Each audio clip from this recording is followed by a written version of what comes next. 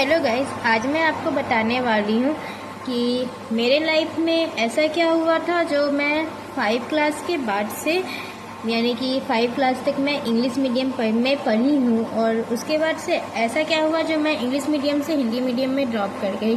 तो ऐसा बात नहीं था कि मैं पढ़ाई में कमज़ोर थी या फिर ऐसा नहीं था कि मैं पढ़ती लिखती नहीं थी इसलिए मुझे सरकारी स्कूल में एडमिशन करवा दिया गया। वैसा कुछ हुआ ही नहीं था। तो मैं आपको बताती हूँ मेरे साथ ऐसा क्या हुआ था। तो ऐसे तो मेरे मार्क्स काफ़ी ज़्यादा अच्छे आया करते थे सारे सब्जेक्ट में और मैं पढ़ने में भी अच्छी थी। और अगर बताया जाए ना तो मैं जिस समय नर्सरी क्लास में पढ़ती थी, नर्सरी या नहीं जिस समय मैं 1 क्लास में थी ना, उस समय मैं स्पोर्ट्स में भी सबसे ज़्यादा अच्छी रही हूँ अपने क्लास में। अगर कभी भी रनिंग कंपटीशन होता था या फिर जलेबी कंपटीशन होता था और सबसे ज़्यादा मज़ा तो आता था मेढक रेस जो होता था। मैं तो सब में फर्स्ट सेकंड थर्ड कुछ ना कुछ आ ही जाती थी और अभी भी मैं रनिंग में अच्छी हूँ। अगर कोई मेरे साथ अगर रेस भी लगाना चाहे ना कोई, तो मुझे कोई हरा नहीं पाएगा। इतना तो मैं गारंटी के साथ कह सकती हूँ क्योंकि मैं हूँ उस चीज़ में अच्छी, इसलिए मैं उसका तारीफ़ कर रही हूँ। अगर आप लोगों को यकीन नहीं है तो मैं अपना ट्रॉफी मेडल सब कुछ दिखा सकती हूँ। और हाँ, एक चीज़ और मैं बताऊँगी कि मैं डिबेट में भी अच्छी हूँ क्योंकि लास्ट टाइम जब कॉलेज में यानी कि मैं देवघर के सत्संग कॉलेज में मैं पढ़ी हूँ, तो एएस कॉलेज में जब डिबेट हुआ था, उस डिबेट का टॉपिक था हमारा, उस डिबेट का जो टॉपिक था वो था मतलब भारत का युवा कैसा होना चाहिए, मतलब और उस युवा को मतलब उसके अगेंस्ट में भी बोलना चाहिए और उसके फॉर में भी बोलना चाहिए। तो मैं जो बोली थी मैं उसके अगेंस्ट में बोली थी भारत के युवा के बारे में और मैं इस डिबेट कंपटीशन में जीत गई थी और इस डिबेट कंपटीशन में मुझे 3rd प्राइज़ मिला था।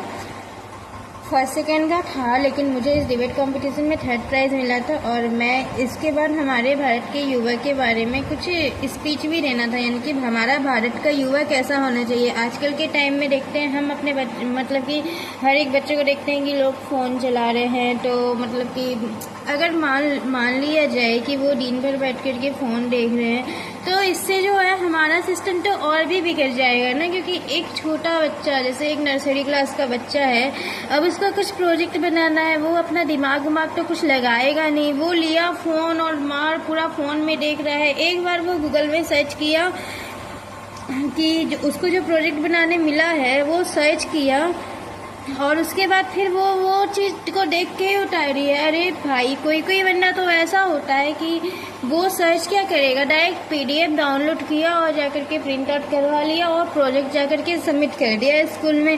तो क्या ऐसे ही क्या बच्चों का माइंड ऐसे डेवलप होगा? कभी नहीं ना।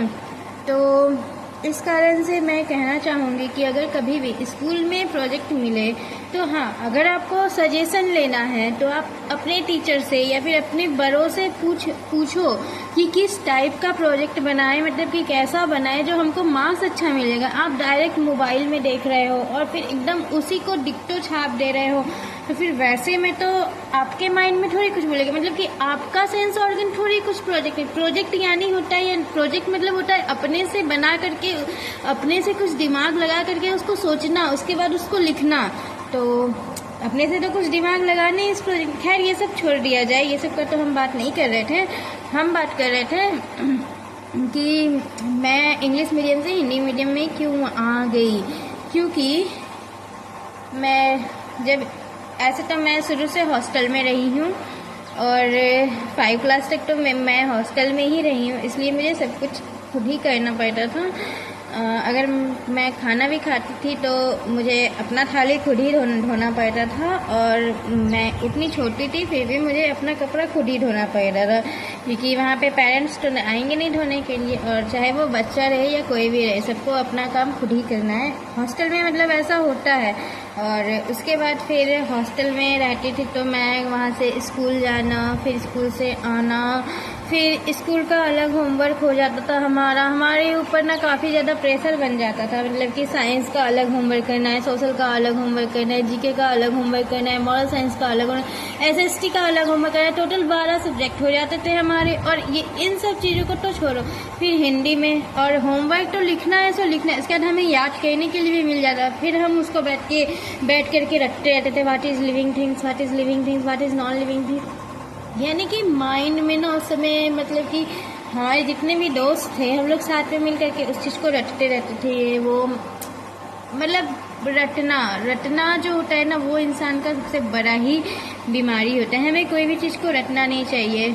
ये सब चीज़ तो हमें बाद में पता चलता है ना।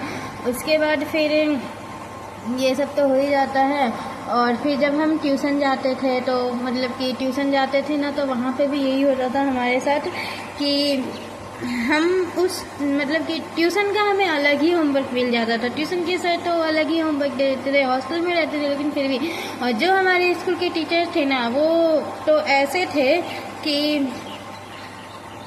मेरे पास ट्यूशन पढ़ेगी तो तुम्हें अच्छे नंबर आएंगे। अगर तुम जो सब्जेक्ट है, जैसे हमारा सब्जेक्ट है सोशल, तो तुमको सोशल का अलग से ट्यूशन लेना पड़ेगा। सोशल का ट्यूशन तुम नहीं लेती हो तो तुमको मार्क्स नहीं मिलेगा। और तुम साइंस का ट्यूशन, साइंस तुम स्कूल में पढ़ रही हो तो साइंस के ही टीचर के सब्जेक्ट से ट्यूशन लेना पड़ेगा तुमको। अगर तुम ट्यूशन नहीं लेती हो तो तुमको सर एग्जाम में मार्क्स नहीं। मतलब इस टाइप के टीचर होते थे स्कूल में। इंग्लिश मीडियम स्कूल में, मैं इंग्लिश मीडियम स्कूल का बुराई नहीं कर रही हूँ, मैं हकीकत बता रही हूँ। बुराई तो मैं करती ही नहीं हूँ, मैं हकीकत बता रही हूँ, ये चीज़ रियल है। तो मैं उन सभी टीचर से कहना चाहूँगी कि बच्चों के ऊपर इतना प्रेशर नहीं डाले, और बच्चों के ऊपर प्रेशर डाल के ये ना कहे कि हम तुम्हें मार्क्स कम देंगे।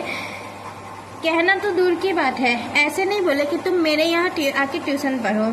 ये सब चीज़ ना एकदम गलत बात है। और उस समय बच्चे उस समय छोटे छोटे बच्चे वगैरह रहते थे, तो वो लोग तो सोचते चलो मार्क्स मिल रहा है ट्यूशन जाने में क्या है, चल जाते थे। उसके बाद फिर यही सब चीज़ देख करके मुझे इतना स्कूल जाने का तो पहली बात मन ही नहीं करता था, क्योंकि हमारा तो होमवर्क, हाँ हम पढ़ने में अच्छे थे लेकिन हमारा होमवर्क कंप्लीट ही नहीं हो पाता था। सच बात तो ये है। क्योंकि इतना सारा सब्जेक्ट का होमवर्क ऊपर से याद करना कुछ ज़्यादा ही प्रेशर बनने लगा। फिर जब हम वहाँ हॉस्टल से जब अपने घर आते हैं तो घर आते हैं, उसके बाद फिर जब वहाँ से घर आने के बाद होता क्या है कि पास ही में एक स्कूल था। वैसे तो वो इंग्लिश मीडियम, हिंदी मीडियम था पहले, लेकिन फिर बाद में वो इंग्लिश मीडियम बन गया। तो पास ही में एक स्कूल था और हम वहीं पे अपना एडमिशन करवा लेते हैं। वो हिंदी मीडियम स्कूल था, तो हम वहाँ पे पढ़ते गए। मतलब कि वहाँ पे हम 7, 8, 9, 10 सब पढ़े। और जब तक हम 9 क्लास में, जब हम पहले वहाँ पे हिंदी मीडियम था, याद रखना। उसके बाद फिर जब हम 9 क्लास में गए तो फिर अचानक से वहाँ पे बदल गया, यानी कि वहाँ पे हिंदी मीडियम और इंग्लिश मीडियम दोनों हो गया। अगर बच्चे चाहे तो सीबीएसई बोर्ड में भी पास कर सकते थे और बच्चे चाहे तो ही झारखंड बोर्ड से पास कर सकते थे। तो फिर मुझे उस टाइम में लगा, मुझे मतलब कि हर एक बच्चा को लगता है ना, ऐसे तो मैं मतलब कि 5 क्लास के बाद से हिंदी मीडियम में ही पढ़ रही थी, लेकिन क्योंकि मैं हिंदी मीडियम में इसलिए पढ़ी क्योंकि मतलब वो जो होता है ना, मतलब उसमें ज़्यादा प्रेशर नहीं रहता है बच्चों के ऊपर। सच कहा जाए तो मतलब अपने माइंड में मतलब खुद से समझो तुम, उसके बाद समझने के बाद फिर तुम लिखो, तुमको जो आ रहा है लिखो। मतलब जो भी टॉपिक के बारे में पढ़ा जा रहा है, अगर तो आपको अगर फंडामेंटल राइट्स के बारे में अगर आपको पढ़ाया जा रहा है तो उस चीज़ को आपको समझना तो पड़ेगा ही। उस चीज़ को आप समझ रहे हो, उस चीज़ को आप जान रहे हो। उसके बाद अगर वो क्वेश्चन एग्जाम में आते हैं, अगर वो क्वेश्चन कहीं से भी आता है तो हम उस चीज़ को पूरी तरीके से लिख देते हैं। ये रटने उठने वाला चीज़ तो मेरे माइंड में रहा ही नहीं। फिर तो ऐसे तो हमारे इसमें सीबीएसई बोर्ड भी हो गया था, और सीबीएसई बोर्ड तो हो ही गया था 10th क्लास तक। तो फिर मुझे लगा कि नहीं, एग्ज़ाम तो सीबीएसई बोर्ड से ही देना चाहिए, क्योंकि सीबीएसई बोर्ड और आईसीएसई बोर्ड के बच्चों का ज़्यादा वैल्यू होता है। तो इस कारण से मैं एग्ज़ाम सीबीएसई बोर्ड में देती हूँ। और मेरा जो परसेंटेज था 10th क्लास में, वो पूरे के पूरे मुझे 80% आए थे एग्ज़ाम में। और उसमें ग्रेडिंग अभी जो है ये हमारे टाइम में मतलब परसेंटेज के हिसाब से नहीं, 10 पॉइंटर 9 पॉइंटर ऐसा कुछ, तो मैं 9 पॉइंटर रही हूँ 10 क्लास में। और मतलब हमारे टाइम में ग्रेड में मार्क्स मिलता था। जैसे कि मैं 2018 में 10th दी हूँ, और उस समय ग्रेडिंग सिस्टम में ही मार्क्स मिल रहा था सबको। तो बस इतना ही मेरी कहानी तक यही तक रही हमारे स्कूल की। और फिर मैं मिलती हूँ आपसे नेक्स्ट ब्लॉग में। तब तक के लिए राधे राधे। और मैं आपको अपना रूटीन क्या ही बताऊंगी, आप मेरा शॉर्ट्स वीडियो देख लीजिएगा, आपको पता चल जाएगा कि आज सुबह से मैं क्या की हूँ। तो आप लोग मेरा शॉर्ट्स वीडियो भी देखना नहीं भूलिएगा। Bye bye, take care. और हाँ, कमेंट में ज़रूर बताना कि आपको मेरा वीडियो कैसा लगा। क्या मैं कुछ गलत बोली क्या बच्चों के क्या मैं जो भी बोली हूँ इस वीडियो में, मैं कुछ आपको लगता है कि मैं गलत बोली हूँ, तो आप लोग कमेंट में ज़रूर बोलना।